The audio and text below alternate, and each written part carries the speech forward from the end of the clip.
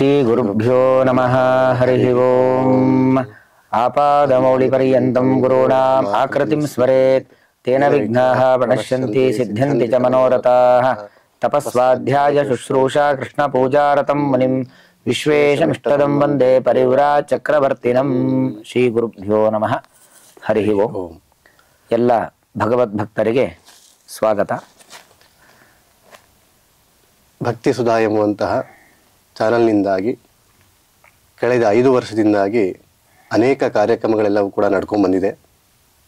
ಅದರಲ್ಲಿ ವಿಶೇಷವಾಗಿ ಒಂದು 4 ವರ್ಷದಿಂದಾಗಿ ಭಗವದ್ಗೀತೆಯ ಬಗ್ಗೆ ಎಲ್ಲ ಭಗವದ್ಭಕ್ತರಿಗೆ ಭಗವಂತನ ಸಂದೇಶಗಳನ್ನು ತಿಳಿಸುವಂತಹ ಕಾರ್ಯಕ್ರಮ ನಡೆದಿದೆ.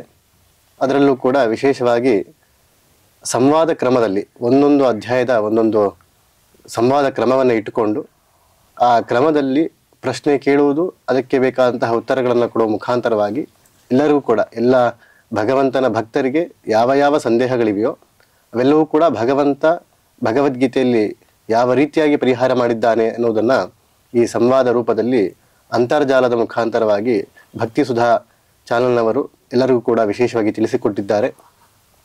ಇವತ್ತು 8ನೇ ಅಧ್ಯಾಯ ಅಂತ ಹೇಳಿದ್ರೆ ಅಕ್ಷರ ಬ್ರಹ್ಮ ಯೋಗ ಎಂಬುವಂತಹ ಅಧ್ಯಾಯ.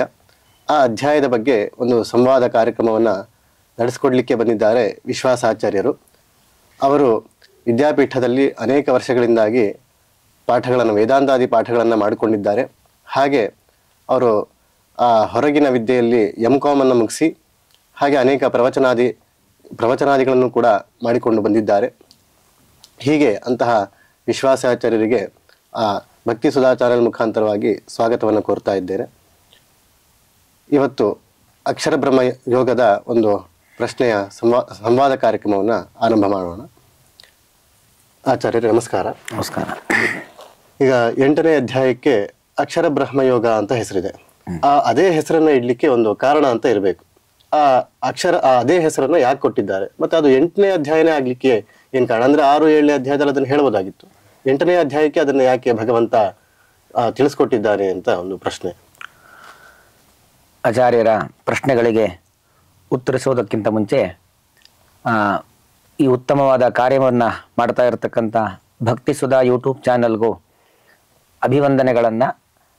ಅಭಿನಂದನೆಗಳನ್ನು ಸಲ್ಲಿಸ್ತಾ ಎಲ್ಲ ಭಗವದ್ಭಕ್ತರಿಗೆ ಕೃಷ್ಣನ ಅನುಗ್ರಹವನ್ನು ಪ್ರಾರ್ಥಿಸ್ತಾ ಇವತ್ತು ಪೃಚ್ಛಕರಾಗಿ ಬಂದಿರತಕ್ಕಂಥವರು ಅವಿನಾಶ್ ಕವಿ ಆಚಾರ್ಯರು ನಮ್ಮ ಪೂರ್ಣಪ್ರಜ್ಞಾ ಸಂಶೋಧನಾ ಕೇಂದ್ರದಲ್ಲಿ ಸಂಶೋಧಕರಾಗಿ ಅನೇಕ ಗ್ರಂಥಗಳ ಸಂಶೋಧನಾ ಕೆಲಸದಲ್ಲಿ ನಿರತರಾಗಿದ್ದಾರೆ. ಅದರ ಜೊತೆಗೆ ರಾಮಾಯಣ ಮೊದಲಾಗಿರ್ತಕ್ಕಂಥ ಗ್ರಂಥದಲ್ಲಿ ಉತ್ತಮವಾದ ಅಧ್ಯಯನವನ್ನು ನಡೆಸಿ ರಾಜ್ಯ ಮಟ್ಟ ರಾಷ್ಟ್ರಮಟ್ಟದ ಸ್ಪರ್ಧೆಗಳೆಲ್ಲ ಭಾಗವಹಿಸಿ ಬಹುಮಾನವನ್ನು ಪಡೆದಿರತಕ್ಕಂಥ ಉತ್ತಮವಾಗಿರ್ತಕ್ಕಂಥ ವಿದ್ವಾಂಸರು. ಅವರಿಗೆ ಈ ಕಾರ್ಯಕ್ರಮಕ್ಕೆ ಸ್ವಾಗತ. ಈಗ ಆಚಾರ್ಯರ ಪ್ರಶ್ನೆ, 8ನೇ ಅಧ್ಯಾಯ ಅಕ್ಷರ ಬ್ರಹ್ಮ ಯೋಗ. ಅಕ್ಷರ ಬ್ರಹ್ಮ ಯೋಗ ಎಂಬತಕ್ಕಂಥ ಅಧ್ಯಾಯವೇ 8ನೇ ಅಧ್ಯಾಯ ಯಾಕೆ ಅನ್ನೋದು ಮೊದಲನೇ ಪ್ರಶ್ನೆ. ಕ್ರಮ ಹೀಗಿದೆ. ಏನು 18 ಅಧ್ಯಾಯಗಳನ್ನು ಶ್ರೀಕೃಷ್ಣ ಪರಮಾತ್ಮ ನಿರೂಪಣೆಯನ್ನು ಮಾಡಿದ್ದಾನೆ.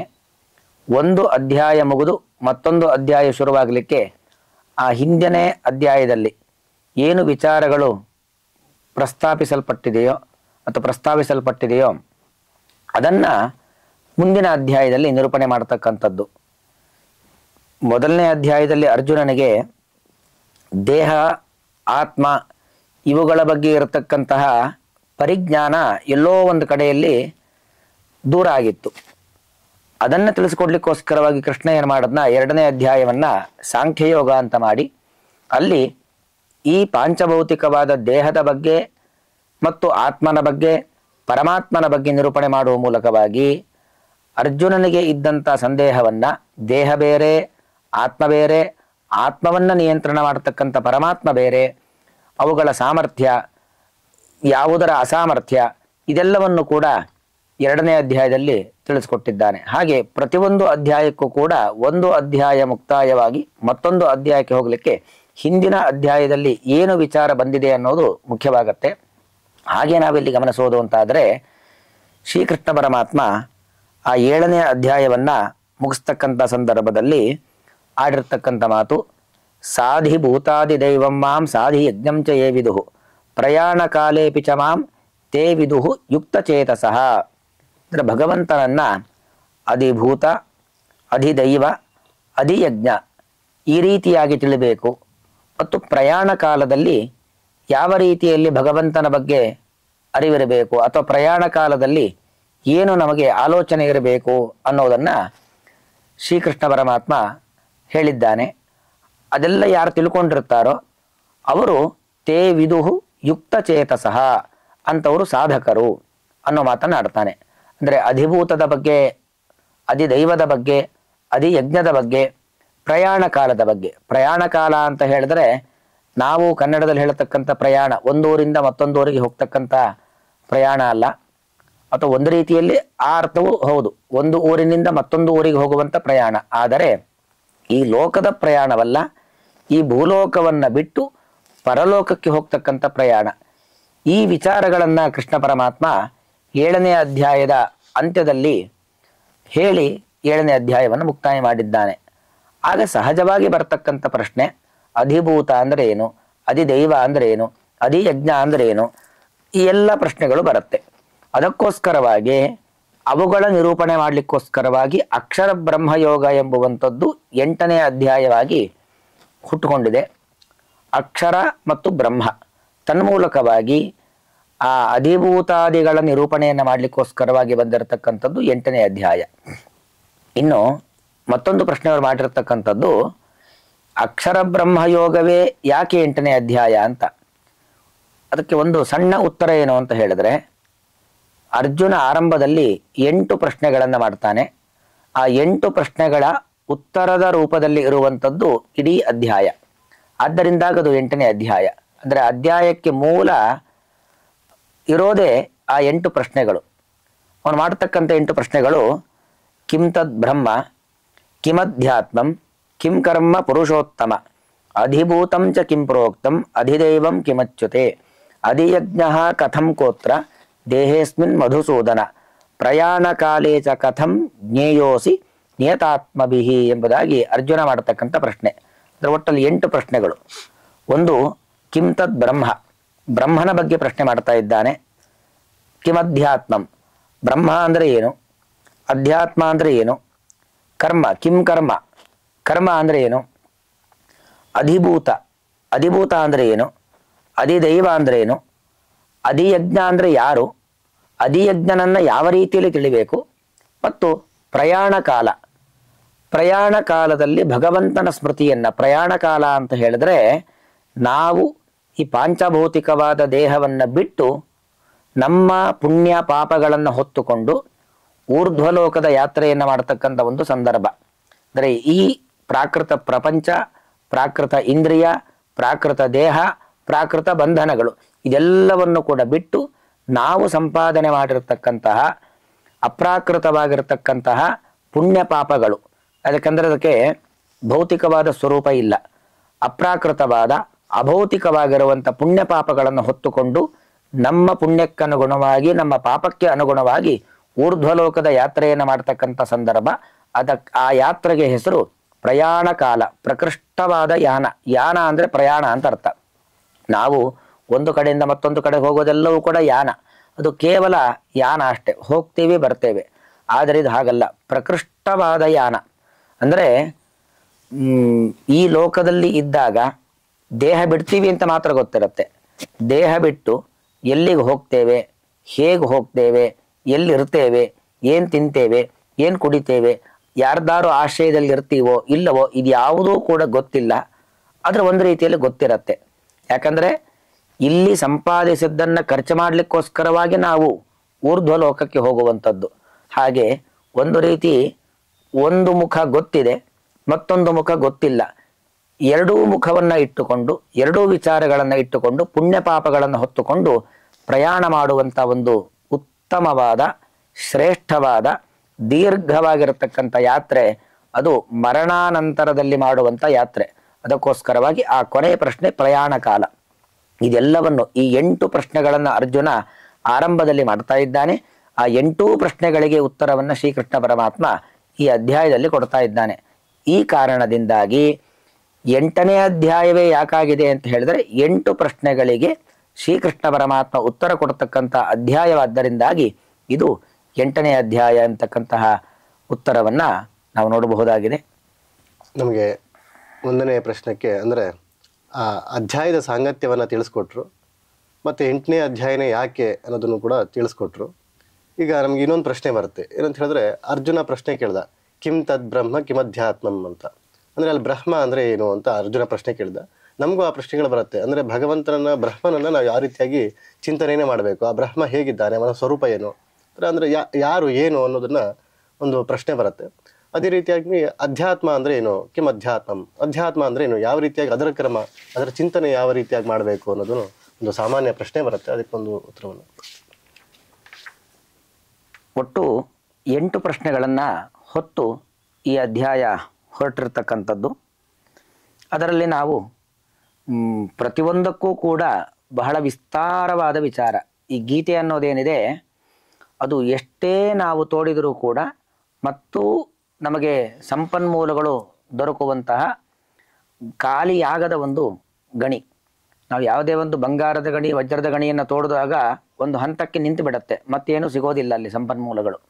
ಆದರೆ ಭಗವದ್ಗೀತೆ ಎಂಬತಕ್ಕಂಥ ಒಂದು ದೊಡ್ಡ ಗಣಿ ಇದೆಯಲ್ಲ, ಅದು ಒಂದೊಂದು ಪದಗಳಿಗೂ ಒಂದೊಂದು ಶ್ಲೋಕಗಳಿಗೂ ಹುಡುಕಿದಷ್ಟು ಅರ್ಥಗಳು ವಿಸ್ತಾರವಾಗಿ ತೆರೆದುಕೊಂಡು ಹೋಗುತ್ತೆ. ಆದರೆ ಒಂದು ಸಂಕ್ಷೇಪ ರೂಪದಲ್ಲಿ ಮೊದಲಿಗೆ ಅರ್ಥ ಮಾಡಿಸ್ತಕ್ಕಂಥ ಕ್ರಮ. ಆದ್ದರಿಂದಾಗಿ ಪ್ರಾಥಮಿಕ ಹಂತದಲ್ಲಿ ಈ 8 ಪ್ರಶ್ನೆಗಳಿಗೆ ನಾವು ಸಂಕ್ಷೇಪವಾದ ಉತ್ತರವನ್ನು ನೋಡೋದು ಅಂತಾದರೆ, ಈಗ ಅವರು 2ರ ಬಗ್ಗೆ ಪ್ರಶ್ನೆಯನ್ನು ಕೇಳಿದ್ದಾರೆ. ಕಿಂ ತದ್ ಬ್ರಹ್ಮ ಕಿಮಧ್ಯಾತ್ಮಂ. ಬ್ರಹ್ಮ ಅಂದರೆ ಏನು, ಅಧ್ಯಾತ್ಮ ಅಂದರೆ ಏನು ಅಂತ. ಬ್ರಹ್ಮ ಅನ್ನುವಂಥದ್ದು ಸಾಮಾನ್ಯವಾಗಿ ಎಲ್ಲರಿಗೂ ಗೊತ್ತಿರುವಂಥದ್ದೇ. ಬ್ರಹ್ಮ ಅಂತ ಹೇಳಿದ್ರೆ ಗುಣಪರಿಪೂರ್ಣನಾದಂಥ ಭಗವಂತನನ್ನು ಬ್ರಹ್ಮ ಎಂಬುದಾಗಿ ಕರೆಯುವಂಥದ್ದು. ಬ್ರಹ್ಮ ಶಬ್ದಕ್ಕೆ ಅರ್ಥವೇ ಅದು, ಗುಣಪರಿಪೂರ್ಣ ಅಂತ ಅರ್ಥ. ಯಾಕಂದರೆ ಗುಣ ಎಲ್ಲರಲ್ಲೂ ಇದೆ. ನಮ್ಮಲ್ಲೂ ಒಂದು ರೀತಿ ಗುಣಗಳಿದ್ದಾವೆ, ಯಾವುದೋ ಒಂದು ಗುಣಗಳಿದ್ದಾವೆ. ಪ್ರತಿಯೊಬ್ಬರಲ್ಲೂ ಕೂಡ ಅವರವರಿಗೆ ಗೊತ್ತಿರುತ್ತೆ ನಮ್ಮ ಸದ್ಗುಣಗಳೇನು, ನಮ್ಮ ದುರ್ಗುಣಗಳೇನು ಅಂತ ಪ್ರತಿಯೊಬ್ಬರಿಗೂ ಗೊತ್ತಿರುತ್ತೆ.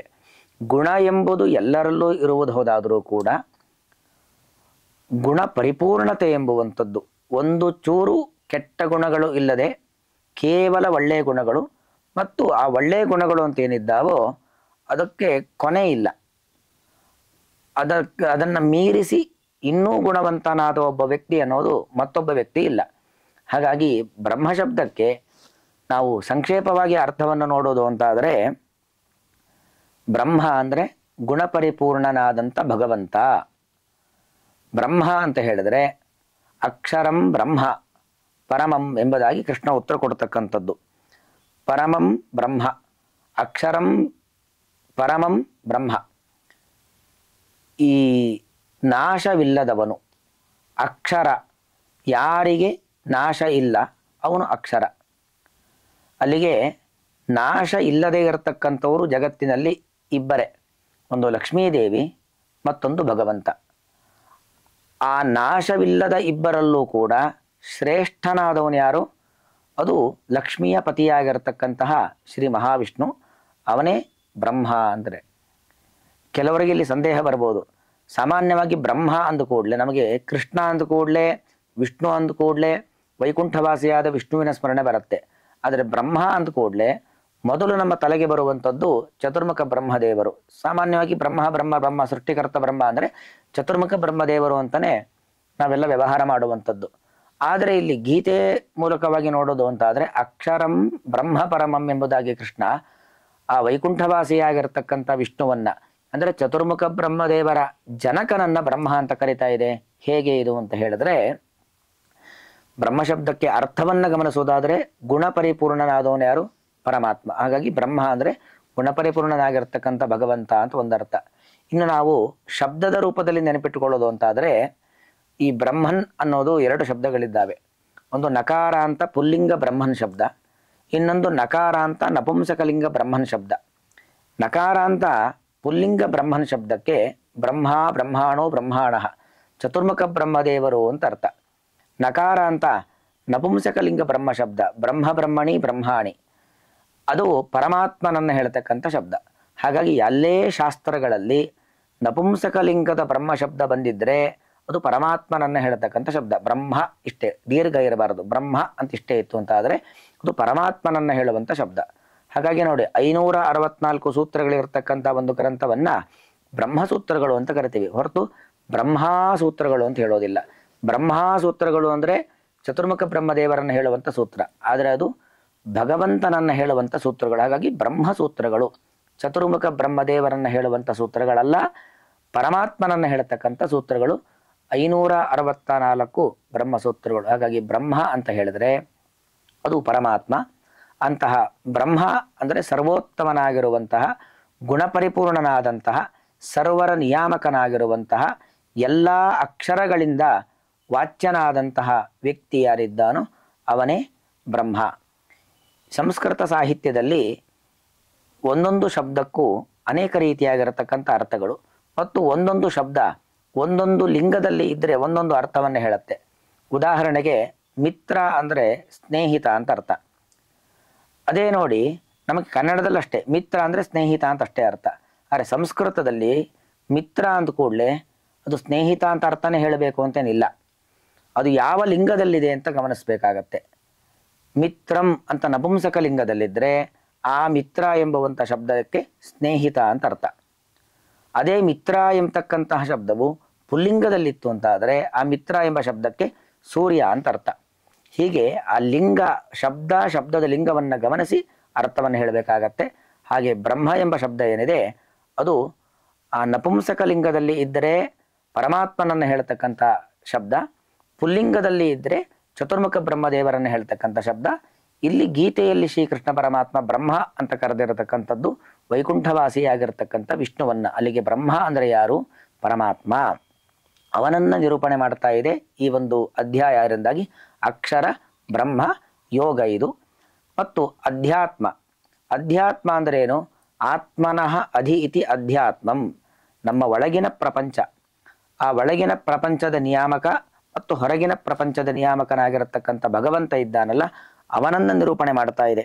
ಹಾಗಾಗಿ ಈ ನಮ್ಮ ದೇಹ, ಅದರ ಒಳಗಡೆ ಇರತಕ್ಕಂಥ ಇಂದ್ರಿಯ, ಅಂತಃಕರಣ, ಇದೆಲ್ಲವನ್ನೂ ನಿಯಾಮನೆ ಮಾಡತಕ್ಕಂಥ ಭಗವಂತ ಇದ್ದಾನಲ್ಲ, ಅವನು ಇಲ್ಲಿ ಅಧ್ಯಾತ್ಮ ಎಂಬುದು ಈ ಪ್ರಶ್ನೆಗೆ ನಾವು ಸಾಮಾನ್ಯ ರೂಪದಲ್ಲಿ ಉತ್ತರವನ್ನು ಕಂಡುಕೊಳ್ಳಬಹುದು. ಬ್ರಹ್ಮ ಶಬ್ದ ಪ್ರತಿಪಾದ್ಯನಾದವನು ಯಾರು ಅಂತ ಗೊತ್ತಾಯಿತು. ಹಾಗೆ ಅಧ್ಯಾತ್ಮ ಅಂದರೆ ಏನು ಅಂತಲೂ ತಿಳಿಸ್ಕೊಟ್ರು. ಈಗ ಹಾಗೆ ಮತ್ತೆ ಮುಂದಿನ ಪ್ರಶ್ನೆ ಬರುತ್ತೆ. ಅರ್ಜುನ ಕೇಳಿದ ಪ್ರಕಾರದಲ್ಲಿ ಮತ್ತೆ ಮುಂದಿನ ಪ್ರಶ್ನೆಗಳು ಕೂಡ ಬರ್ತಾ ಹೋಗುತ್ತೆ. ಏನಂತ ಹೇಳಿದ್ರೆ ಕಿಂ ಕರ್ಮ ಅಂತ. ಅಂದರೆ ಕರ್ಮ ಅಂದರೆ ಏನು, ಕರ್ಮಾಚರಣೆ ಹೇಗೆ, ಅಂದರೆ ಕರ್ಮದ ಸ್ವರೂಪ ಏನು ಅಂತ. ಮತ್ತು ಹಾಗೆ ಅದೇ ರೀತಿಯಾಗಿ ಅಧಿಭೂತ ಮತ್ತು ಅಧಿದೈವ, ಈ ಎರಡರ ಬಗ್ಗೆ ಕೂಡ ನಮಗೆ ಸ್ವಲ್ಪ ತಿಳಿಸ್ಕೊಡ್ಬೇಕು ಅಂತ. ಅರ್ಜುನನ ಪ್ರಶ್ನೆಯ ಕ್ರಮದಲ್ಲೇ ಪ್ರಶ್ನೆಯನ್ನು ಕೇಳ್ತಾ ಇದ್ದೀರಾ. ಕಿಂ ಕರ್ಮ, ಕರ್ಮ ಅಂದರೆ ಏನು? ನಾವು ಕನ್ನಡದಲ್ಲಿ ಅಯ್ಯೋ ನನ್ನ ಕರ್ಮ ಅಂತೀವಿ, ಅದು ಕರ್ಮ ಅಂತಲ್ಲ. ಭೂತ ಭಾವೋದ್ಭವಕರ ವಿಸರ್ಗ ಕರ್ಮ ಸಂಹಿತ ಎಂಬುದಾಗಿ ಶ್ರೀಕೃಷ್ಣ ಪರಮಾತ್ಮ ಉತ್ತರವನ್ನು ಕೊಡ್ತಾ ಇದ್ದಾನೆ. ಕರ್ಮ ಅಂತ ಹೇಳಿದ್ರೆ ಏನು?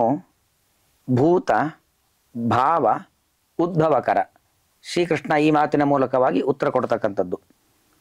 ಭೂತ ಭಾವಗಳ ಉದ್ಭವಕರ. ಭೂತಗಳು ಅಂತ ಹೇಳಿದ್ರೆ ಕನ್ನಡದ ಭೂತ ಅಲ್ಲ, ಭವಂತೀತಿ ಭೂತಾಹ. ಯಾರ್ಯಾರಿಗೆ ಹುಟ್ಟಿದೆಯೋ ಅವರೆಲ್ಲರೂ ಭೂತಗಳು. ಒಟ್ಟು ಜಗತ್ತಿನಲ್ಲಿ 84 ಲಕ್ಷ ಜೀವಿಗಳು, ಒಂದು ಹುಲ್ಲು ಕಡ್ಡಿಯಿಂದ ಹಿಡಿದುಕೊಂಡು ಚತುರ್ಮುಖ ಬ್ರಹ್ಮದೇವರ ಪರ್ಯಂತರವಾಗಿ 84 ಲಕ್ಷ ಜೀವಿಗಳಿದ್ದಾರೋ ಅವರನ್ನು ಅವರವರ ಕರ್ಮಕ್ಕೆ ಅನುಗುಣವಾಗಿ, ಅವರವರ ಪುಣ್ಯ ಪ್ರಾರಬ್ಧಕ್ಕೆ ಪಾಪ ಪ್ರಾರಬ್ಧಕ್ಕೆ ಅನುಗುಣವಾಗಿ ಭಗವಂತ ಪ್ರಾಣಿಯಾಗಿ, ಪಕ್ಷಿಯಾಗಿ, ಮರಗಿಡ ಬಳ್ಳಿಯಾಗಿ ಹೀಗೆಲ್ಲ ಅವರನ್ನು ಹುಟ್ಟಿಸ್ತಾನೆ. ಆ ಜೀವಿಗಳನ್ನು ದೇವರು ಸೃಷ್ಟಿ ಮಾಡುವಂಥ ಒಂದು ಪ್ರಕ್ರಿಯೆ, ಅದೇ ಒಂದು ರೀತಿಯಾಗಿರ್ತಕ್ಕಂಥ ಕರ್ಮ. ಕರ್ಮ ಅಂದ್ರೇನು? ಒಂದು ಕ್ರಿಯೆ, ಒಂದು ಕೆಲಸ. ಜೀವಿಗಳ 84 ಲಕ್ಷ ಜೀವಿಗಳ ಕರ್ಮಕ್ಕೆ ಅನುಗುಣವಾಗಿ ಭಗವಂತ ಮಾಡುವಂತಹ ಅವರ ಸೃಷ್ಟಿ ಪ್ರಕ್ರಿಯೆಯನ್ನು ಕರ್ಮ ಎಂಬುದಾಗಿ ಹೇಳುವಂಥದ್ದು. ಬರೀ ಜೀವಿಗಳದ್ದು ಮಾತ್ರ ಅಲ್ಲ. ಬರೀ ಜೀವಿಗಳಿದ್ದರೆ ಜಗತ್ತು ನಡೆಯೋದಿಲ್ಲ, ಅದು ಬಹಳ ಪ್ರಾಯೋಗಿಕವಾಗಿಯೂ ಕೂಡ ಕಷ್ಟವಾಗಿರತಕ್ಕಂಥದ್ದು. ಜೀವಿಗಳಿಗೆ ನಿರ್ಜೀವ ವಸ್ತುಗಳು ಬೇಕು. ಅದಕ್ಕೋಸ್ಕರವಾಗಿ ಭೂತ ಮತ್ತು ಭಾವ, ಭಾವ ಅಂತ ಹೇಳಿದ್ರೆ ಭವಂತೀತಿ ಭಾವಾಹ, ಭೂತಗಳು ಭವಂತಿ ಹುಟ್ಟುವಂಥದ್ದು, ಭಾವಗಳು ಕೇವಲ ಇರುವಂಥದ್ದು. ಅದು ಸೃಷ್ಟಿಯಾಗತ್ತೆ, ಒಂದು ಕಡೆಯಲ್ಲಿ ಇರುತ್ತೆ. ದೇವರು ಹುಟ್ಟಿಸ್ತಾನೆ, ಕುಂಬಾರ ಒಂದು ಮಡಿಕೆಯನ್ನು ಮಾಡ್ತಾನೆ, ಅದು ಮಾಡಿ ಎಲ್ಲಿಡ್ತಾನೋ ಅಲ್ಲಿರುತ್ತೆ. ಮತ್ತೊಂದು ಕಡೆಗೆ ತೆಗೆದುಕೊಂಡು ಹೋದರೆ ಅದರ ಪಾಡಿಗೆ ಅದು ಹೋಗುತ್ತೆ. ಹೀಗೆ ಒಂದು ಕಡೆ ಇರುವಂಥ ವಸ್ತುಗಳು, ಚೈತನ್ಯ ಇಲ್ಲದೆ ಇರತಕ್ಕಂಥ ವಸ್ತುಗಳು, ಅವುಗಳನ್ನು ಭಾವ ಅಂತ ಕರೆಯುವಂಥದ್ದು. ಇವುಗಳ ಉದ್ಭವಕರ, ಇವುಗಳ ಹುಟ್ಟಿಸುವಿಕೆ, ಇವುಗಳ ನಿರ್ಮಾಣ. ಅಲ್ಲಿಗೆ 84 ಲಕ್ಷ ಜೀವಿಗಳ ಒಂದು ನಿರ್ಮಾಣ ಮತ್ತು ಆ 84 ಲಕ್ಷ ಜೀವಿಗಳು ಇರತಕ್ಕಂಥ ಈ ಒಂದು ಪ್ರಪಂಚ. ಮೊದಲಿಗೆ ಆ ಸತ್ವಗುಣ, ರಜೋಗುಣ, ತಮೋಗುಣ ಜಡವಾದ ವಸ್ತುಗಳು. ಅವುಗಳಿಂದ ಏನಾಯಿತು? ಚತುರ್ಮುಖ ಬ್ರಹ್ಮದೇವರ ಶರೀರ ಮಹತ್ತತ್ವ ಎಂಬುದು ಸೃಷ್ಟಿಯಾಯಿತು. ಚತುರ್ಮುಖ ಬ್ರಹ್ಮದೇವರ ಶರೀರದಿಂದಾಗಿ ರುದ್ರದೇವರ ಶರೀರ ಅಹಂಕಾರ ತತ್ವ ಎಂಬುದು ಸೃಷ್ಟಿಯಾಯಿತು. ಅದರಿಂದಾಗಿ ಪಂಚಭೂತಗಳು ಆಕಾಶ, ವಾಯು, ತೇಜಸ್ಸು, ನೀರು ಮತ್ತು ಭೂಮಿ ಎಂಬುದಾಗಿ ಪಂಚಭೂತಗಳ ನಿರ್ಮಾಣವಾಯಿತು. ಈ ಜಗತ್ತಿನಲ್ಲಿ ಏನೆನ್ನೇ ನೋಡಿ, ಎಲ್ಲೇ ನೋಡಿ, ಅದು ಪಂಚಭೌತಿಕವಾದದ್ದು ಜಗತ್ತು. ಎಲ್ಲದರಲ್ಲೂ ಕೂಡ ಈ 5ರ ಒಂದು ಸಮ್ಮೇಳನ ಕಾಣ್ತಾ ಇರುತ್ತೆ. ಕೆಲವು ಕಡೆ ಅದು ಹೆಚ್ಚಾಗಿ ಇರುತ್ತೆ, ಕೆಲವು ಕಡೆ ಯಾವುದಾದ್ರೂ ಒಂದು ಭಾಗ ಕಡಿಮೆ ಇರುತ್ತೆ. ಅಂತೂ ಈ ಜಗತ್ತಿನಲ್ಲಿ ಇರುವಂತಹ ಒಂದು ಜಡವಸ್ತುಗಳು ಅಂತೇನಿದ್ದಾವೋ ಅದು ಪಂಚಭೂತಗಳನ್ನು ಬಿಟ್ಟು ಬೇರೆಯಾದದ್ದಲ್ಲ. ಎಷ್ಟು ಹೆಚ್ಚಾಕೆ ನಾವು ಪ್ರತಿನಿತ್ಯ ನೋಡಿಕೊಳ್ಳುವಂತಹ, ಪ್ರತಿನಿತ್ಯ ನಮ್ಮ ಅನುಭವಕ್ಕೆ ಬರತಕ್ಕಂಥ ನಮ್ಮ ದೇಹ ಏನಿದೆ ಅದೂ ಕೂಡ ಪಾಂಚಭೌತಿಕವಾಗಿರತಕ್ಕಂಥದ್ದು. ಈ ದೇಹದಲ್ಲಿರತಕ್ಕಂತಹ ಹೆಚ್ಚು ಭಾಗ ಪೃಥ್ವಿ ಭಾಗ, ಭೂಮಿಯ ಭಾಗ. ಇನ್ನು ನೀರು, ನಾವು ನಮ್ಮ ನಾಲಿಗೆಯಲ್ಲಿ ಪ್ರತಿ ಕ್ಷಣವೂ ಕೂಡ ನೀರಿನ ಒಂದು ಅಂಶ ಇದ್ದೇ ಇರುತ್ತೆ. ನೀರಿನ ಅಂಶ ನಮಗೆ ಅನುಭವಕ್ಕೆ ಬರತಕ್ಕಂಥದ್ದು. ಅದೇ ರೀತಿಯಲ್ಲಿ ನಾವು ತಿಂದಂಥ ಅನ್ನ ಅದು ಜೀರ್ಣ ಆಗಬೇಕು. ಜೀರ್ಣ ಆಗಬೇಕು ಅಂತಾದರೆ ಆ ಭಗವಂತ ವೈಶ್ವಾನರ ರೂಪದಿಂದಾಗಿ ನಮ್ಮ ಹೊಟ್ಟೆಯಲ್ಲಿ ಇದ್ದು ಆ ಕೆಲಸವನ್ನು ಮಾಡುತ್ತಾನೆ. ಬೆಂಕಿ ಇದೆ, ತಿಂದ ಅನ್ನ ಒಳಗೆ ಹೋಗುತ್ತೆ, ಕುಡಿದ ನೀರು ಒಳಗೆ ಹೋಗುತ್ತೆ ಅಂತಾದರೆ ಆಕಾಶ ಇರುವಂಥದ್ದು. ಹೀಗೆ ನಮ್ಮ ದೇಹ ಅದು ಭೂಮಿಯಿಂದ ನಿರ್ಮಾಣವಾಗಿರತಕ್ಕಂಥದ್ದು. ನಮ್ಮ ಹೊಟ್ಟೆಯಲ್ಲಿ ಇರತಕ್ಕಂಥ ಬೆಂಕಿ ಅಗ್ನಿ ಇದೆ ಅಂತ ಗೊತ್ತಾಗತ್ತೆ. ವಾಯು ಅದು ಹೃದಯ ಪ್ರಾಣ ಗುದೇ ಅಪಾನ ಸಮಾನೋ ನಾಭಿಸಂಸ್ಥಿತ. ಒಂದೊಂದು ಭಾಗದಲ್ಲಿ ಒಂದೊಂದು ರೀತಿಯಲ್ಲಿ ಆ ಗಾಳಿ ಇದ್ದು ನಾವು ತಿಂದಂಥ ಅನ್ನವನ್ನು, ಕುಡಿದಂಥ ಪಾನೀಯವನ್ನು ರಕ್ತವನ್ನಾಗಿ ಪರಿಣಾಮ ಮಾಡುವಂಥದ್ದು. ಮತ್ತು ಮೇಧಸ್ಸನ್ನಾಗಿ, ಮಾಂಸವನ್ನಾಗಿ, ನಮ್ಮ ಮನಸ್ಸನ್ನಾಗಿ, ಬುದ್ಧಿಯನ್ನಾಗಿ ಪರಿಣಾಮವನ್ನು ಮಾಡಿ ಬೇಡದೇ ಇದ್ದದ್ದನ್ನು ಮಲಮೂತ್ರದ ಮೂಲಕವಾಗಿ ಹೊರಗೆ ಕಳಿಸ್ತಕ್ಕಂಥದ್ದು. ಇದೆಲ್ಲ ಮಾಡುವಂಥದ್ದು ವಾಯು. ಹೀಗೆ ನಮ್ಮ ದೇಹದಲ್ಲೇ ನಮಗೆ 5 ಭೂತಗಳ ಒಂದು ಅಸ್ತಿತ್ವದ ಅರಿವು ನಮಗಾಗತ್ತೆ. ಭೂಮಿ ಮತ್ತು ಅದೇ ರೀತಿಯಲ್ಲಿ ನೀರು, ಗಾಳಿ, ಬೆಂಕಿ, ಆಕಾಶ ಇದೆಲ್ಲವೂ ಕೂಡ ನಮ್ಮ ದೇಹದಲ್ಲೇ ಇರೋದು ಗೊತ್ತಾಗತ್ತೆ. ಹೀಗೆ ಜಗತ್ತಿನಲ್ಲಿ ಎಲ್ಲೇ ನೋಡಿ ಪಂಚಭೂತಗಳ ಒಂದು ಇರುವಿಕೆ ಅದು ಗೊತ್ತಾಗತ್ತೆ. ಎಲ್ಲವೂ ಕೂಡ ಪಾಂಚಭೌತಿಕವಾದದ್ದು. ಹೀಗೆ ಪಂಚಭೂತಗಳಿಂದಾಗಿ ಜಡವಸ್ತುಗಳು, ಅದರ ನಿರ್ಮಾಣ ಏನಿದೆ ಅದನ್ನು ಭಾವಗಳ ಸೃಷ್ಟಿ, ಹೀಗೆ ಭೂತಗಳ ಸೃಷ್ಟಿ, ಭಾವಗಳ ಸೃಷ್ಟಿ, ಇದನ್ನು ಭಗವಂತ ನಡೆಸ್ತಾನೆ. ಈ ಒಂದು ಪ್ರಕ್ರಿಯೆಯನ್ನೇ ಕರ್ಮ ಎಂಬುದಾಗಿ ನಾವು ತಿಳಿಯಬೇಕಾಗಿರತಕ್ಕಂಥದ್ದು. ಆ ಎಲ್ಲ ಸೃಷ್ಟಿಗಳನ್ನು ತಿಳಿದಾಗ ಭಗವಂತನ ಮಹತ್ವ, ಅವನ ಸಾಮರ್ಥ್ಯ ನಮಗೆ ಗೊತ್ತಾಗತ್ತೆ. ಆದ್ದರಿಂದಾಗಿ ಆ ದೇವರ ಒಂದು ಸೃಷ್ಟಿಯ ವೈಚಿತ್ರ್ಯ ಅದನ್ನು ತಿಳಿದುಕೊಳ್ಳೋದೇ ಕರ್ಮ. ದೇವರು ಮಾಡುವಂಥ ಕ್ರಿಯೆಯನ್ನೇ ಕರ್ಮ ಎಂಬುದಾಗಿ ನಾವು ಉತ್ತರವನ್ನು ಪಡಿಬಹುದಾಗಿದೆ. ಇನ್ನು ಅಧಿಭೂತಂ ಕಿಮುಚ್ಯತೆ ಅಂತ 4ನೇ ಪ್ರಶ್ನೆ. ಅಧಿಭೂತ ಅಂತ ಹೇಳಿದ್ರೆ ಜಗತ್ತಿನಲ್ಲಿ ಇರತಕ್ಕಂತಹ ಎಲ್ಲ ಜೀವ ಮತ್ತು ಜಡ ಇದೆಲ್ಲವನ್ನು ಕೂಡ ಸೇರಿಸಿಕೊಂಡು ಅಧಿಭೂತಗಳು ಅಂತ, ಜಡ ಪದಾರ್ಥಗಳೇನಿದ್ದಾವೆ ಅದೆಲ್ಲವನ್ನು ಕೂಡ ಅಧಿಭೂತ. ಮತ್ತು ಆ ಜಡ ಪದಾರ್ಥಗಳು ಸಾಮಾನ್ಯವಾಗಿ ಒಂದು ಬೆಟ್ಟ, ಒಂದು ಕಲ್ಲು, ಒಂದು ಮಣ್ಣು, ಇದೆಲ್ಲ ಜಡ ಪದಾರ್ಥಗಳು. ಆದರೆ ಮುಖ್ಯವಾಗಿರ್ತಕ್ಕಂಥ ಜಡ ಯಾವುದು? ನಮ್ಮ ದೇಹವೇ ಒಂದು ಜಡ. ಯಾಕಂದರೆ ದೇಹದ ಒಳಗಡೆ ಒಂದು ಜೀವಾತ್ಮ ಮತ್ತೊಂದು ಪರಮಾತ್ಮ, ಇವರಿಬ್ಬರ ಜೊತೆಯಲ್ಲಿ ವಾಯುದೇವರು. ಅದಿದ್ದಷ್ಟು ದಿವಸ ಮಾತ್ರ ಈ ದೇಹಕ್ಕೆ ಸ್ಥಾನ, ಮಾನ, ಗೌರವ, ಆದರ, ಆತಿಥ್ಯ ಎಲ್ಲವೂ ಕೂಡ.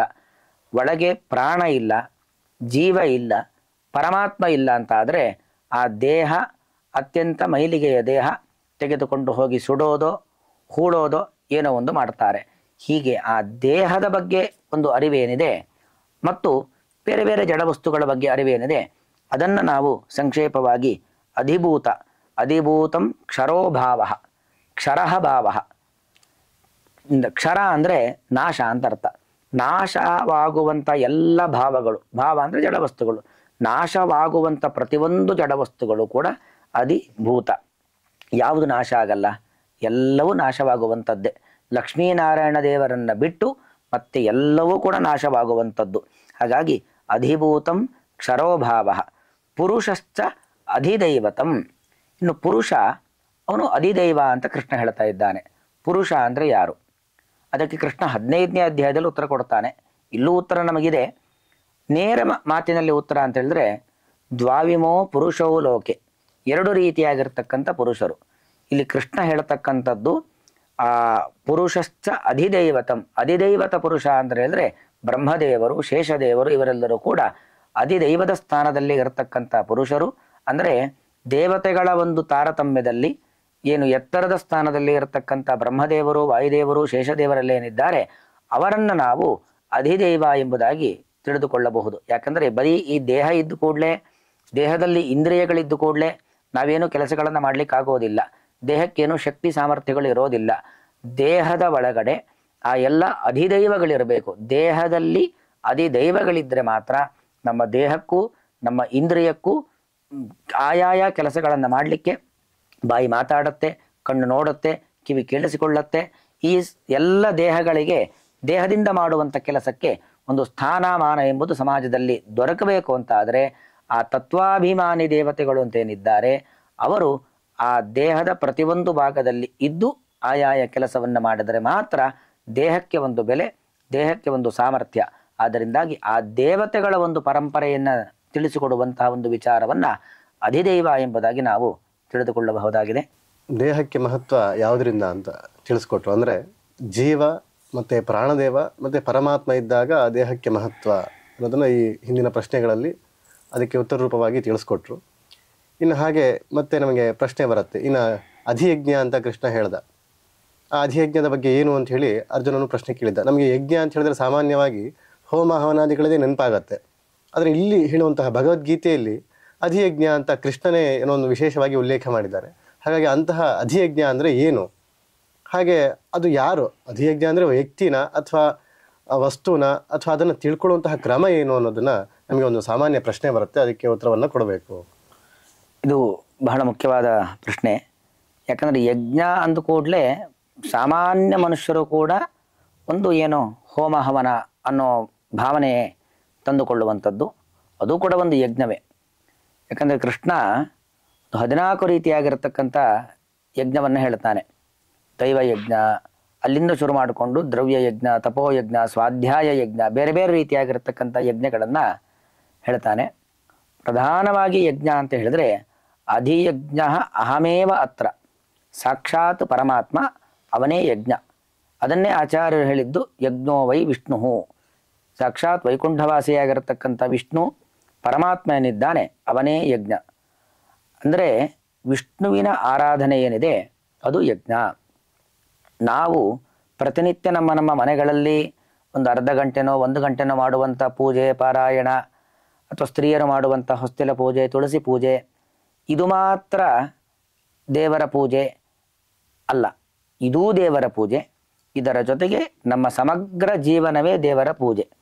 ಯಾವಾಗ ಆಗತ್ತೆ ಅಂತ ಹೇಳಿದ್ರೆ ಈ ನಮ್ಮ ದೇಹ, ಈ ನಮ್ಮ ಕಾರ್ಯ ಎಲ್ಲವೂ ಕೂಡ ಭಗವಂತನಿಂದ ನಡೀತಾ ಇರುವಂಥದ್ದು. ನಾವು ಮಾಡುವಂಥ ಪ್ರತಿಯೊಂದು ಕೆಲಸ, ನಾವೇನೋ ಬೇರೆ ಬೇರೆ ಲೌಕಿಕ ಕೆಲಸದಲ್ಲಿರ್ಬೋದು, ಯಾವುದೇ ಕೆಲಸ ಕಾರ್ಯಗಳಲ್ಲಿದ್ದರೂ ಕೂಡ ಇದು ಭಗವಂತನನ್ನ ಮೂಲಕವಾಗಿ ಮಾಡಿಸ್ತಾ ಇರತಕ್ಕಂಥ ಒಂದು ಕೆಲಸ.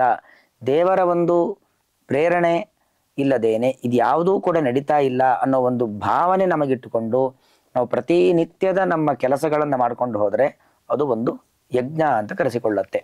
ಆಗ ಯಜ್ಞ ಅಂತ ಹೇಳಿದರೆ ವಿಷ್ಣು ನಮ್ಮ ಪ್ರತಿನಿತ್ಯದ, ಪ್ರತಿ ಕ್ಷಣದ, ಪ್ರತಿಯೊಂದು ಕಾರ್ಯವೂ ಕೂಡ ದೇವತಾರಾಧನೆ ಯಾವುದಾಗತ್ತೆ ಅಂದರೆ ದೇವರು ನಮ್ಮ ಮೂಲಕವಾಗಿ ಈ ಕೆಲಸವನ್ನು ಮಾಡಿಸ್ತಾ ಇದ್ದಾನೆ. ನಾಹಂ ಕರ್ತ ಹರಿಹಿ ಕರ್ತ, ಈ ಭಾವನೆ, ನಾನು ಕರ್ತೃವಲ್ಲ ಭಗವಂತನೇ ಕರ್ತೃ ಎಂಬ ಭಾವನೆಯನ್ನು ಹೊತ್ತು ನಮ್ಮ ಕಾಯಿಕವಾದ, ವಾಚಿಕವಾದ, ಮಾನಸಿಕವಾದ, ಕಾಯಿಕವಾದ ದೇಹದ ಕೆಲಸ, ಮಾತಿನಿಂದ ಆಡ್ತಕ್ಕಂತಹ ಮಾತುಗಳು, ಮನಸ್ಸಿನಿಂದ ಮಾಡ್ತಕ್ಕಂಥ ಆಲೋಚನೆಗಳು ಇದೆಲ್ಲವೂ ಕೂಡ ದೇವರಿಂದಲೇ ಆಗ್ತಾ ಇದೆ ಎಂತಕ್ಕಂಥ ಭಾವನೆಯನ್ನು ಹೊತ್ತು ನಾವು ಇರಬೇಕು. ಆಗ ಮಾಡಬೇಕು ಅಂತ ಆದರೆ ಯಜ್ಞ ಅಂತ ಹೇಳಿದ್ರೆ ಭಗವಂತ ಎಂಬತಕ್ಕಂಥ ಅರ್ಥವನ್ನು ನಾವು ಮನದಟ್ಟು ಮಾಡಿಕೊಂಡು ಇಡೀ ಜೀವನವೇ ಒಂದು ಯಜ್ಞ. ಈ ಜೀವನದ ಅವಭೃತ ಅದು ಮರಣ. ಹೇಗೆ ಒಂದು ಯಜ್ಞ ಅಂತ ಮಾಡಿದಾಗ ಅವಭೃತ ಸ್ನಾನವನ್ನು ಮಾಡ್ತೇವೆ, ಹಾಗೆ ಇಡೀ ಜೀವನ ಒಂದು ಯಜ್ಞ. ಆ ಯಜ್ಞ ಯಾವಾಗ ಆಗತ್ತೆ ಅಂದರೆ ಯಜ್ಞ ಅಂದರೆ ಭಗವಂತ ಅಂತ ತಿಳ್ಕೊಂಡು ಅವನ ಪೂಜೆಯೇ ಅವನ ಆರಾಧನೆಯೇ ಸಮಸ್ತ ನಮ್ಮ ಜೀವನ ಅಂತ ತಿಳ್ಕೊಂಡಾಗ ಮಾತ್ರ ಆ ನಮ್ಮ ಸಮಗ್ರ ಜೀವನ ಅದು ಸುಮ್ಮನೆ ಹುಟ್ಟಿ ಸಾಯೋದು. ಅದರ ಮಧ್ಯದಲ್ಲಿ ಹಸಿವಾದಾಗ ಊಟ ಮಾಡೋದು, ನಿದ್ರೆ ಬಂದಾಗ ಮಲಗಿಕೊಳ್ಳುವಂಥದ್ದು, ಸಂತಾನೋತ್ಪತ್ತಿ ಮಾಡುವಂಥದ್ದು ಇಷ್ಟು ಪ್ರಾಣಿಗಳಲ್ಲೂ ಆಗತ್ತೆ. ಅದಕ್ಕೂ ಮಿಗಿಲಾದ ಚಿಂತನೆಯನ್ನು ಮಾಡಿಕೊಂಡು ಭಗವತ್ ಚಿಂತನೆಯನ್ನು ಮಾಡಿಕೊಂಡು ನಮ್ಮ ಜೀವನವನ್ನು ನಡೆಸೋದು ಅದೊಂದು ಯಜ್ಞವಾಗತ್ತೆ. ಆ ಯಜ್ಞ ಯಾಕಾಗತ್ತೆ ಅಂದರೆ ಇಡೀ ಜೀವನ ಯಜ್ಞನಾಮಕನಾಗಿರ್ತಕ್ಕಂಥ ಭಗವಂತನ ಆರಾಧನೆಯನ್ನು ನಾವು ಮಾಡಿರ್ತೀವಿ. ಅಲ್ಲಿಗೆ ಯಜ್ಞ ಅಂದರೆ ಯಾರು ಅಂದರೆ ಯಜ್ಞ ಅಂದರೆ ಸಾಕ್ಷಾತ್ ವಿಷ್ಣು. ಅವನನ್ನು ತಿಳಿದುಕೊಳ್ಳುವ ಕ್ರಮ ಹೇಗೆ ಅನ್ನೋದನ್ನು ಕೃಷ್ಣ ಪರಮಾತ್ಮ ಕೊನೆಗೆ ಹೇಳುತ್ತಾನೆ. ಕವಿಂ ಪುರಾಣಂ ಅನುಶಾಸಿತಾರಂ. ಭಗವಂತ ಅಂದರೆ ಅವನು ಕವಿ ಅಂದರೆ ಜ್ಞಾನಿ ಅಂತ ಅರ್ಥ. ಭಗವಂತ ಸರ್ವಜ್ಞನಾಗಿರ್ತಕ್ಕಂಥವನು, ಅವನು ಪುರಾಣ. ನಾವು ಇಂಥ ದಿವಸ ಇಂಥ ಕಾಲದಲ್ಲಿ ಹುಟ್ಟಿದ್ವಿ ಅಂತ ಹೇಳುವಂಥದ್ದಿದೆ, ಆದರೆ ಭಗವಂತ ಪುರಾಣ ಯಾವಾಗಲೂ ಇರತಕ್ಕಂಥವನು. ಪುರಾ ಅಪಿ ನವಂ ಇತಿ ಪುರಾಣಂ ಅಂತೂ ಒಂದರ್ಥ ಪುರಾಣ ಶಬ್ದಕ್ಕೆ. ಅತ್ಯಂತ ಪ್ರಾಚೀನ, ದೇವರು ಅನಾದಿ ಮತ್ತು ನಿತ್ಯ, ದೇವರಿಗೆ ಹುಟ್ಟು ಇಲ್ಲ, ದೇವರಿಗೆ ಸಾವೂ ಇಲ್ಲ, ಯಾವಾಗಲೂ ಇರತಕ್ಕಂಥವನು ಭಗವಂತ. ಹೀಗೆ ದೇವರ ಬಗ್ಗೆ ಅನೇಕ ವಿಚಾರಗಳನ್ನು ಕೃಷ್ಣ ಅಲ್ಲಿ ಹೇಳ್ತಾನೆ. ಅನುಶಾಸಿತಾರಂ, ಭಗವಂತ ಇಡೀ ಜಗತ್ತನ್ನು ನಿಯಮನೆ ಮಾಡತಕ್ಕಂಥವನು. ಅವನು ಅಣುವಿಗಿಂತ ಅಣುವು ಹೌದು, ಮಹತ್ತಿಗಿಂತಲೂ ಮಹತ್ವ ಹೌದು. ಸರ್ವಸ್ಯ ಧಾತಾರಂ, ಇಡೀ ಜಗತ್ತನ್ನು ಧಾರಣೆ ಮಾಡಿರ್ತಕ್ಕಂಥವನು ಅದು ಭಗವಂತ. ನಮ್ಮೊಳಗೂ ನಮ್ಮ ಹೊರಗೂ ಇದ್ದು ನಮ್ಮನ್ನು ನಿಯಮನೆ ಮಾಡತಕ್ಕಂಥವನು, ನಮ್ಮನ್ನು ಸಂರಕ್ಷಣೆ ಮಾಡತಕ್ಕಂಥವನು ಅದು ಭಗವಂತ. ಈಗ ಸಮುದ್ರ ಮಥನದ ಕಾಲ, ಆ ಸಮುದ್ರದಲ್ಲಿ ಬೆಟ್ಟವನ್ನು ತಂದಿಟ್ಟರು. ನೀರಲ್ಲಿ ಕಲ್ಲು ಹಾಕಿದಾಗ ಕಲ್ಲು ಯಾವತ್ತೂ ಮುಳುಗತ್ತೆ, ಮಥನ ಮಾಡ್ಲಿಕ್ಕೆ ಆಗೋದೇ ಇಲ್ಲ. ಆ ಬೆಟ್ಟ ಕೆಳಗೆ ಬೀಳದಂತೆ ಕೆಳಗಿದ್ದು ಕಾಪಾಡಿದವನು ಯಾರು? ಭಗವಂತ. ಆ ವಾಸುಕಿಯನ್ನು ಕಟ್ಟಿ ಬೆಟ್ಟವನ್ನು ಕಡಿಯುವ ಸಂದರ್ಭದಲ್ಲಿ ಆ ವಾಸುಕಿ ಅಷ್ಟು ದೊಡ್ಡ ಬೆಟ್ಟಕ್ಕೆ ಒಂದು ಹಾವನ್ನು ಹಾಕಿ ಕಟ್ಟಿದಾಗ ಹಾವು ಚೂರು ಚೂರಾಗಿ ಹೋಗ್ಬಿಡಬೇಕು. ಆ ಹಾವಿಗೆ ಏನೂ ಆಗದಂತೆ ಅದು ಹಗ್ಗದ ಸ್ಥಾನದಲ್ಲಿ ಇದ್ದು ಮಥನಕ್ಕೆ ಅನುಕೂಲವಾಗುವಂತೆ ವಾಸುಕಿ ಒಳಗಿದ್ದವನು ಯಾರು? ಭಗವಂತ. ಅಷ್ಟು ಜೋರಾಗಿ ಎರಡೂ ಪಕ್ಷದವರು, ಒಂದು ಕಡೆ ದೈತ್ಯರು ಮತ್ತೊಂದು ಕಡೆ ದೇವತೆಗಳು, ಆ ಮಥನ ಮಾಡುವ ಸಂದರ್ಭದಲ್ಲಿ ಬೆಟ್ಟ ಮೇಲಕ್ಕೆ ಚಿಮ್ಮಿ ಬಿಡಬಾರದು, ಹಾರಬಾರದು. ಮೇಲಕ್ಕೆ ಹಾರದಂತೆ ಮೇಲಿನಿಂದ ಕಾಪಾಡಿದವನು ಯಾರು? ಅಜಿತನಾಮಕನಾಗಿರತಕ್ಕಂಥ ಭಗವಂತ.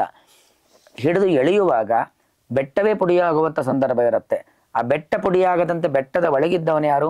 ಭಗವಂತ. ಹೀಗೆ ಅಧಿಯಜ್ಞ ಅಂದರೆ ಹೇಗೆ ತಿಳ್ಕೊಳ್ಬೇಕು ದೇವರನ್ನ ಅಂದರೆ ನಮ್ಮ ಒಳಗೂ ನಮ್ಮ ಹೊರಗೂ ಪ್ರತಿ ಒಂದು ಕಡೆಯಲ್ಲೂ ಕೂಡ ಇದ್ದು ನಮ್ಮನ್ನು ಪ್ರತಿ ಕ್ಷಣದಲ್ಲೂ ಪ್ರತಿ ಸ್ಥಳದಲ್ಲೂ ಕಾಪಾಡತಕ್ಕಂಥವನು ಭಗವಂತ ಎಂಬುದಾಗಿ ತಿಳಿದುಕೊಳ್ಳೋದೇನಿದೆ ಅದೇ ಅಧಿಯಜ್ಞದ ಒಂದು ಅರಿವು. ಇನ್ನು ಬ್ರಹ್ಮಾಂಡದ ಒಳಗೆ ಮತ್ತೆ ಹೊರಗೆ ಎಲ್ಲ ಕಡೆಯಲ್ಲೂ ಕೂಡ ಭಗವಂತನೇ ಇದ್ದಾನೆ ಅಂತ ಹೇಳಿ ಅಧಿಯಜ್ಞದ ಬಗ್ಗೆ ತಿಳಿಸ್ಕೊಡ್ಬೇಕಾದ್ರೆ ಆಚಾರ್ಯ ತಿಳಿಸ್ಕೊಟ್ರು. ಅಲ್ಲಿ ಯಜ್ಞ ಅಂತ ಹೇಳಿದ್ರೆ ಅದು ಪರಮಾತ್ಮ ಅಂತಾನೆ ಹೇಳಿದ್ರು. ನಾವು ಜೀವನ ಪೂರ್ತಿ ಅದೊಂದು ಯಜ್ಞ ಅಂತ ಹೇಳಿದ್ರು. ಆ ಮರಣವೇ ಅವಭೃತ ಅಂತಲೂ ಹೇಳಿದ್ರು. ಈಗ ಅಂದರೆ ಆ ಮರಣ ಕಾಲ ಬಂದಾಗ ನಾವು ಹೇಗಿರಬೇಕು ಅಂದರೆ ಒಂದೊಂದು ಕ್ರಮದಲ್ಲಿ ನಮಗೆ ಆ ಆಲೋಚನೆಗಳು ಏನಿರಬೇಕು, ಆ ಮರಣ ಕಾಲದಲ್ಲಿ ಯಾವ ರೀತಿಯಂತಹ ಆಲೋಚನೆ ಇರಬೇಕು ಮತ್ತು ಯಾವ ರೀತಿಯಂತಹ ಆಲೋಚನೆ ಇದ್ದಾಗ ಯಾವ ರೀತಿಯಂತಹ ಪ್ರಯೋಜನ ಸಿಗತ್ತೆ. ಅಂದರೆ ಅವಭೃತ ಸ್ನಾನ ಅಂತ ಹೇಳಿದ್ರೆ ಅದಕ್ಕೊಂದು ಮಹತ್ವ ಇದೆ. ಹಾಗಾಗಿ ಇಂತಹ ಅವಭೃತದಲ್ಲಿಯೂ ಕೂಡ ಆ ವಿಶೇಷವಾದಂತಹ ಒಂದು ಕ್ರಮಗಳು ಏನು ಅನ್ನೋದನ್ನ ನಮಗೊಂದು ಸಾಮಾನ್ಯ ಪ್ರಶ್ನೆ ಬರುತ್ತೆ. ಹಾಗಂತಹ ಮರಣರೂಪವಾದಂತಹ ಅವಭೃತದ ಬಗ್ಗೆ ಒಂಚೂರು ತಿಳಿಸ್ಕೊಡ್ಬೇಕು. ಅರ್ಜುನ ಮೊದಲಿಗೆ ಮಾಡಿರ್ತಕ್ಕಂಥ ಆ ಪ್ರಶ್ನೆಗಳ ಕ್ರಮದಲ್ಲಿ ಕೊನೆಯ ಪ್ರಶ್ನೆ ಪ್ರಯಾಣ ಕಾಲೇ ಚ ಕಥಂ ಜ್ಞೇಯೋಸಿ ಮಧುಸೂದನ. ಬಹಳ ಸುಂದರವಾದ ಪ್ರಶ್ನೆ. ಪ್ರಯಾಣ ಕಾಲ ಅನ್ನೋದಕ್ಕೆ ನಾವು ಮೊದಲಿಗೆ ಅರ್ಥ ಮಾಡಿಕೊಂಡಿದ್ದೇವೆ. ಮರಣದ ಸಂದರ್ಭವೇ ಮರಣಾನಂತರದಲ್ಲಿ ಮಾಡುವಂಥ ಊರ್ಧ್ವಲೋಕದ ಯಾತ್ರೆ ಪ್ರಯಾಣ. ಆ ಪ್ರಯಾಣದ ಸಂದರ್ಭದಲ್ಲಿ ನಾವು ದೇವರನ್ನು ಅವಶ್ಯವಾಗಿ ತಿಳಿಲೇಬೇಕು. ತಿಳಿದರೆ ಮಾತ್ರ ನಾವು ಮುಕ್ತಿಗೆ ಹೋಗ್ತೇವೆ ಅನ್ನೋದು ಅರ್ಜುನನ ಪ್ರಶ್ನೆಯಲ್ಲೇ ಅಡಕವಾಗಿದೆ. ಯಾಕಂದ್ರೆ ಅವನು ಮಾಡುವಂಥ ಪ್ರಶ್ನೆ ಪ್ರಯಾಣ ಕಾಲೇ ಚ ಕಥಂ ಜ್ಞೇಯೋಸಿ ಮಧುಸೂದನ. ಮಧು ಅಂದರೆ ಅದು ಅಮೃತ, ಅಮೃತಮಯವಾಗಿರುವಂಥದ್ದು ಮೋಕ್ಷ.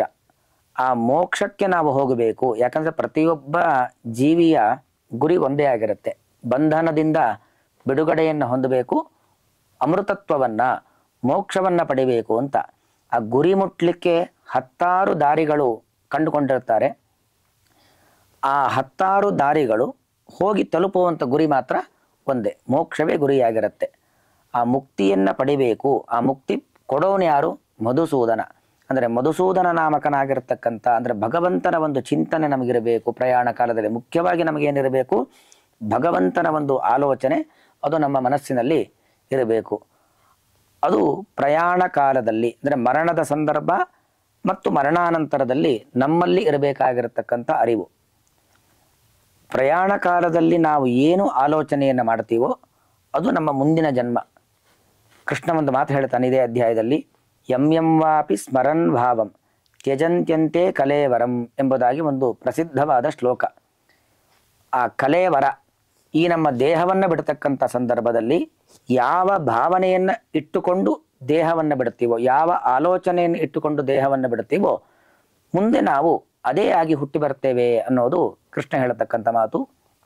ಅಲ್ಲಿ ಇನ್ನೊಂದು, ಆ ದೇಹವನ್ನು ಕರಿಬೇಕಾದ್ರೆ ಕೃಷ್ಣ ಬರೀ ದೇಹ ಅಂತ ಹೇಳ್ತಿಲ್ಲ, ಯಂ ವಾಪಿ ಸ್ಮರನ್ ಭಾವಂ ತ್ಯಜಂತೆ ಅಂತೆ ಕಲೇವರಂ ಅಂತ ಹೇಳ್ತಾನೆ. ಈ ದೇಹಕ್ಕೆ ಸಂಸ್ಕೃತದಲ್ಲಿ ಕಲೇವರ ಅಂತ ಹೆಸರು. ಕಲಾ ಅಂದರೆ ಹೇಳಿದ್ರೆ ಶುಕ್ರ ಮತ್ತು ಶೋಣಿತ, ಗಂಡು ದೇಹದ ಧಾತು, ಹೆಣ್ಣು ದೇಹದ ಧಾತು, ಇವುಗಳಿಂದ ನಿರ್ಮಾಣವಾಗುವಂಥ ಎಲ್ಲ ದೇಹಗಳು ಕೂಡ ಕಲಾ ಅಂತ ಕರೆಯುವಂಥದ್ದು. ಅದೊಂದು ಪ್ರಾಣಿ ಪಕ್ಷಿ ಎಲ್ಲ ದೇಹಗಳು ಕೂಡ ಗಂಡು ಹೆಣ್ಣಿನ ದೇಹದ ಧಾತುಗಳಿಂದ ನಿರ್ಮಾಣವಾಗುವಂಥ ಹೊಸ ದೇಹ. ಆದರೆ ಮನುಷ್ಯ ದೇಹ ಇದೆಯಲ್ಲ, ಅದು ಬರೀ ಕಲಾ ಅಲ್ಲ, ಕಲೇವರ, ಕಲೇಶು ವರಹ.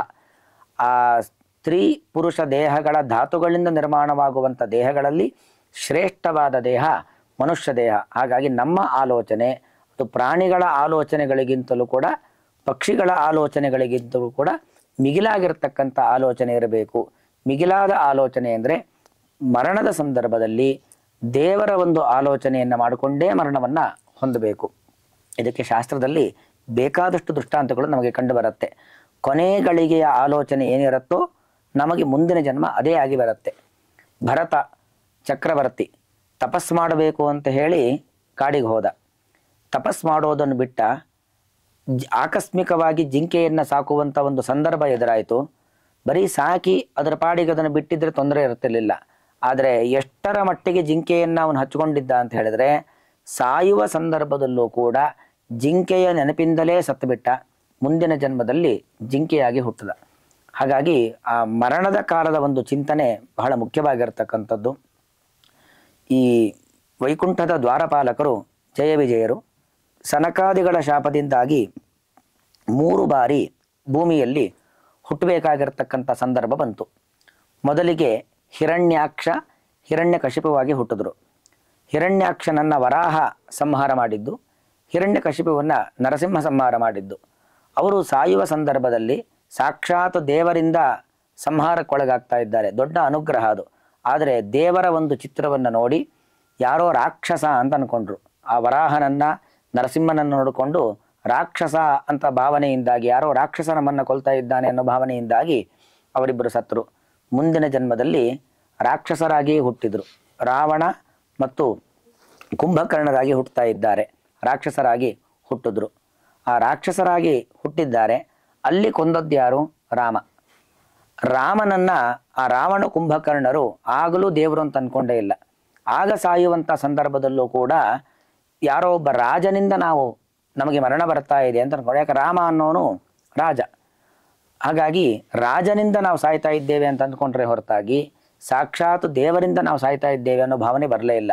ಹಾಗಾಗಿ ಮುಂದಿನ ಜನ್ಮದಲ್ಲಿ ಶಿಶುಪಾಲ ದಂತವಕ್ತ್ರ ರಾಜರಾಗಿ ಹುಟ್ಟುತ್ತಾರೆ. 2 ಬಾರಿ ಸತ್ತದ್ರಿಂದಾಗಿ 3ನೇ ಬಾರಿ ಅವರಿಗೆ 3ಕ್ಕೆ ಮುಕ್ತಾಯ ಅಂತ ಸಾಮಾನ್ಯವಾಗಿ ಒಂದು ಮಾತು. ಹಾಗಾಗಿ ಅವರಿಗೆ ಆಗ ಬುದ್ಧಿ ಇತ್ತು, ನಾವು ಮೊದಲು ಸತ್ತದ್ದು ದೇವರಿಂದ, 2ನೇ ಬಾರಿ ಸತ್ತದ್ದು ದೇವರಿಂದ, ಈಗ 3ನೇ ಬಾರಿ ನಾವು ಸಾಯ್ತಾ ಇರೋದು ಕೂಡ ಸಾಕ್ಷಾತ್ ಶ್ರೀಕೃಷ್ಣ ಪರಮಾತ್ಮನಿಂದ. ಯಾಕಂದರೆ ಕೃಷ್ಣನನ್ನು ನೋಡಿ ಯಾರೂ ಕೂಡ ರಾಕ್ಷಸ ಅಂತ ಹೇಳಲಿಕ್ಕೆ ಸಾಧ್ಯವಿಲ್ಲ. ಇನ್ನು ಕೃಷ್ಣನನ್ನು ನೋಡಿ ಯಾರೂ ಕೂಡ ಅವನ ಇಡೀ ಜನ್ಮದ ಕೃತ್ಯಗಳನ್ನು ನೋಡಿ ಪೂತನೆಯ ಸಂಹಾರದಿಂದ ಹಿಡಿದುಕೊಂಡು ಅನೇಕ ಲೋಕ ವಿಲಕ್ಷಣವಾದ ಕಾರ್ಯಗಳನ್ನು ನೋಡ್ತಾ ಇದ್ರೆ ಯಾರೂ ಕೂಡ ಸಾಮಾನ್ಯ ರಾಜ ಅಂತ ಹೇಳಲಿಕ್ಕೆ ಸಾಧ್ಯವಿಲ್ಲ. ಪ್ರತಿಯೊಬ್ಬರೂ ಕೂಡ ಅವನನ್ನು ದೇವರು ಅಂತ ಒಪ್ಪಲೇಬೇಕು. ಹಾಗಾಗಿ ಶಿಶುಪಾಲದಂಥ ಭಕ್ತರು ಆ ಶ್ರೀಕೃಷ್ಣನನ್ನ ನೋಡಿ ಅವನಿಂದ ಸಾಯ್ತಕ್ಕಂಥ ಸಂದರ್ಭದಲ್ಲಿ ಸಾಕ್ಷಾತ್ ವಿಷ್ಣುವೇ ಎಂಬುದಾಗಿ ಅನುಸಂಧಾನವನ್ನು ಮಾಡಿಕೊಂಡು ಸತ್ತದ್ದರಿಂದಾಗಿ ಅವರು ನೇರವಾಗಿ ವೈಕುಂಠಕ್ಕೆ ಹೋಗಿದ್ದಾರೆ, ಭಗವಂತನ ಸನ್ನಿಧಾನಕ್ಕೆ ಹೋಗಿ ಆ ಮುಕ್ತಿಯನ್ನ ಪಡೆದಿದ್ದಾರೆ. ಆದ್ದರಿಂದಾಗಿ ಪ್ರಯಾಣ ಕಾಲದ ಒಂದು ಆಲೋಚನೆ ಅನ್ನೋದೇನಿದೆ ಅದು ಅತ್ಯಂತ ಮಹತ್ತರವಾಗಿರತಕ್ಕಂಥದ್ದು. ನಾವು ದೇವರ ಒಂದು ಆಲೋಚನೆಯನ್ನ ಮಾಡಿಕೊಂಡು ಮರಣವನ್ನ ಹೊಂದಿದರೆ ದೇವರ ಬಳಿಗೆ ಹೋಗ್ತೇವೆ, ದೇವರಾಗೋದಿಲ್ಲ, ದೇವರ ಬಳಿಗೆ ಹೋಗ್ತೇವೆ. ಆದ್ದರಿಂದಾಗಿ ಪ್ರಯಾಣ ಕಾಲದಲ್ಲಿ ನಾವು ದೇವರ ಒಂದು ಆಲೋಚನೆ ನಮ್ಮ ಮನಸ್ಸಿನಲ್ಲಿ ಬರಬೇಕು. ಹಾಗಾದರೆ ಸಾಯುವ ಸಂದರ್ಭದಲ್ಲಲ್ವಾ, ಇಡೀ ಜೀವನ ಪೂರ್ತಿ ಹೇಗೆ ಬೇಕಾದರೂ ಇದ್ಬಿಡೋಣ, ನಮಗೆ ವಯಸ್ಸಾಯಿತು ಅಂತಾದಾಗ ರಾಮಕೃಷ್ಣ ಅಂದ್ರೆ ಆಯಿತು ಅಂತ ಹೇಳಿದ್ರೆ ಆಗೋದಿಲ್ಲ. ಅಭ್ಯಾಸ ಯೋಗಯುಕ್ತೇನ ಚೇತಸ ಅನನ್ಯಗಾಮಿನ. ನಾವು ಕೊನೆ ಸಂದರ್ಭದಲ್ಲಿ ದೇವರ ಆಲೋಚನೆ ಮಾಡಬೇಕು, ದೇವರ ಸ್ಮರಣೆ ಮಾಡಬೇಕು ಅಂದರೆ ಅದು ಅಭ್ಯಾಸ ಆಗಿಬಿಡಬೇಕು. ನಿರಂತರವಾಗಿ ನಮ್ಮ ಬಾಲ್ಯ, ಕೌಮಾರ, ಯೌವನ, ವಾರ್ಧಕ್ಯ ಎಲ್ಲ ಸಮಗ್ರ ಜೀವನದಲ್ಲಿ ದೇವರ ಒಂದು ಆಲೋಚನೆಯಲ್ಲೇ ನಮ್ಮ ದಿನವನ್ನು ಕಳ್ಕೊಂಡು ಬಂದರೆ, ದಿನವನ್ನು ಸಾಗಿಸ್ತಾ ಬಂದರೆ ಮಾತ್ರ ಕೊನೆಯ ಸಂದರ್ಭದಲ್ಲಿ ದೇವರ ಸ್ಮರಣೆ ನಮ್ಮ ಮನಸ್ಸಿಗೆ, ನಮ್ಮ ಬುದ್ಧಿಗೆ ಬರಲಿಕ್ಕೆ ಸಾಧ್ಯ. ಕೊನೆಯ ಕಾಲದಲ್ಲಿ ರಾಮಕೃಷ್ಣ ಅಂದ್ರಾಯ್ತು ಅಂದರೆ ಅನ್ಲಿಕ್ಕೆ ಸಾಧ್ಯವೇ ಇಲ್ಲ. ಯಾಕಂದರೆ ಅದು ಅಷ್ಟು ನಮ್ಮ ಮನಸ್ಸಿಗೆ ಹಿಡಿಸಿಡಬೇಕು. ಭಗವಂತನೇ ಸರ್ವೋತ್ತಮ, ಭಗವಂತನೇ ಪರಿಪೂರ್ಣ, ಭಗವಂತನ ಜ್ಞಾನದಿಂದ ನನಗೆ ಒಳ್ಳೆಯದಾಗತ್ತೆ, ಬೇರೆ ಆಲೋಚನೆಯನ್ನು ಮಾಡುವುದರಿಂದಾಗಿ ತೊಂದರೆಯಾಗತ್ತೆ ಅನ್ನೋದು ನಮಗೆ ಗೊತ್ತಿದ್ದರೆ ಮಾತ್ರ ಮರಣದ ಸಂದರ್ಭದಲ್ಲಿ ದೇವರ ಆಲೋಚನೆ ಬರುವಂಥದ್ದು ಸಾಧ್ಯ.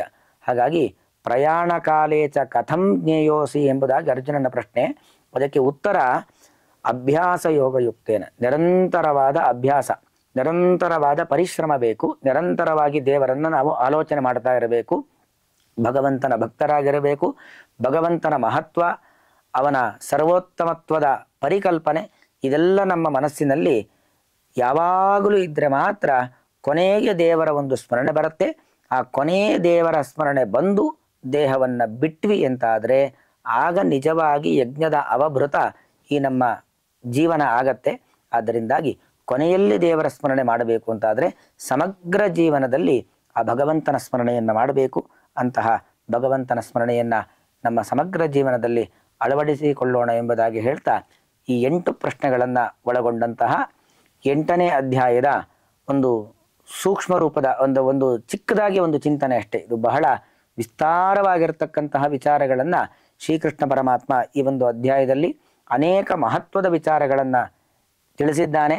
ಅಂದರೆ ಆ ಅಧ್ಯಾಯವನ್ನು ಅಧ್ಯಯನ ಮಾಡಲಿಕ್ಕೆ ಅನುಕೂಲವಾಗಲಿ, ಅದಕ್ಕೊಂದು ಮಾರ್ಗದರ್ಶನ ಸಿಗಲಿ ಎಂಬತಕ್ಕಂಥ ಉದ್ದೇಶದಿಂದಾಗಿ ಈ ಒಂದು ಸಣ್ಣ ಒಂದು ಸಂದರ್ಶನ ಕಾರ್ಯಕ್ರಮವನ್ನು ಇಲ್ಲಿಗೆ ಮುಗಿಸ್ತಾ ಇದ್ದೇವೆ. ದೇವರ ಒಂದು ಅನುಗ್ರಹದಿಂದಾಗಿ ಈ ಮೂಲಕವಾಗಿ ಮತ್ತಷ್ಟು ಗೀತೆ ಅಧ್ಯಯನ ಎಲ್ಲ ಭಗವದ್ಭಕ್ತರು ಮಾಡುವಂತಾಗಲಿ ಎಂಬುದಾಗಿ ಭಗವಂತನಲ್ಲಿ ಪ್ರಾರ್ಥನೆಯನ್ನು ಮಾಡ್ತಾ, ಹಾಗೂ ಪ್ರಾತಸ್ಮರಣೀಯರಾಗಿರ್ತಕ್ಕಂತಹ ಶ್ರೀ ವಿಶ್ವೇಶತೀರ್ಥ ಶ್ರೀಪಾದಂಗಳವರ ಮತ್ತು ಅವರ ಶಿಷ್ಯರಾಗಿರ್ತಕ್ಕಂತಹ ಶ್ರೀ ವಿಶ್ವಪ್ರಸನ್ನತೀರ್ಥ ಶ್ರೀಪಾದಂಗಳವರ ಅಡಿದಾವರೆಗಳಲ್ಲಿ ಈ ಒಂದು ಚಿಂತನಾ ಕಾರ್ಯಕ್ರಮವನ್ನು, ಅದರಿಂದ ಬಂದಿರತಕ್ಕಂಥ ಪುಣ್ಯವನ್ನು ಸಮರ್ಪಣೆ ಮಾಡ್ತಾ ಶ್ರೀಕೃಷ್ಣಾರ್ಪಣಮಸ್ತು. ಹರಯೇ ನಮಃ.